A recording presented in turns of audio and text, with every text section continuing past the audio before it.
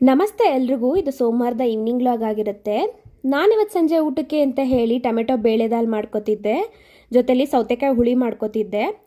Tomato ಬೇಳೆ ದಾಲ್ಗೆ ಅಂತ ಹೇಳಿ ಒಂದು ಕುಕ್ಕರ್ಗೆ 1 ಕಪ್ ಆಗೋಷ್ಟು ನಾನು ಬೇಳೆ ಹಾಕ್ಕೊಂಡು ಒಂದು ಸ್ವಲ್ಪ ನೀರು, ಒಂದು ಸ್ವಲ್ಪ ಅರಿಶಿನ, ಉಪ್ಪು ಹಾಕ್ಕೊಂಡು 1-2 ವಿಜಿಲ್ ಬರೆಸ್ಕೊಂಡು ಅದನ್ನು ಸಪ್ರೇಟ್ ಮಾಡಿ ಇಟ್ಕೊಳ್ಳೋಣ.